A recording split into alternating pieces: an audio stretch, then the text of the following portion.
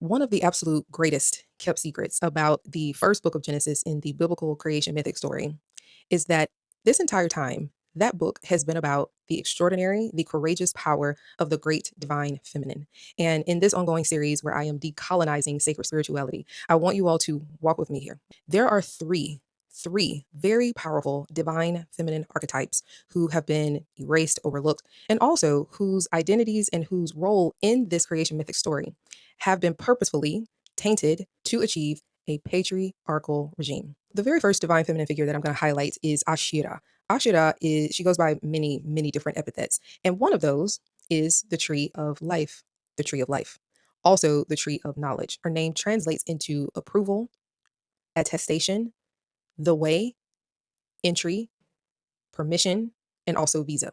The very second divine feminine figure of the biblical creation mythic story is the iconic serpent. So, contrary to popular lie and belief, a serpent is not inherently evil. And many people have this evil connotation that has been placed to the serpent due to the patriarchal manner in which the biblical mythic creation story has been told to us. We talk about the coiling of the snake around the tree, right?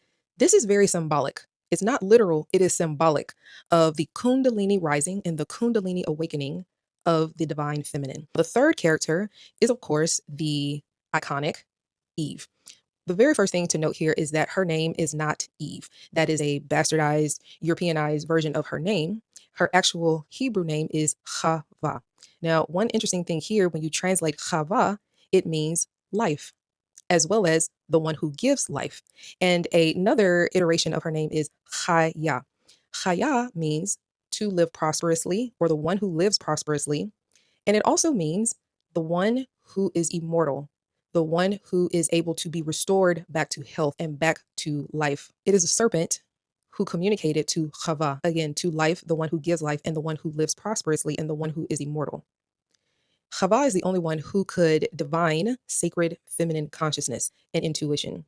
And with her eating from Ashira, or the tree of knowledge, the tree of life, this entire story in the book of Genesis is about divine feminine awakening, as well as divine feminine consciousness defeating and removing herself from a patriarchal force. When we forget and when we abuse and when we intentionally lie on the sacred divine feminine aspect, everything that follows afterwards is going to be chaotic. It is going to be destruction, and it will lead to every single person on the planet being completely lost.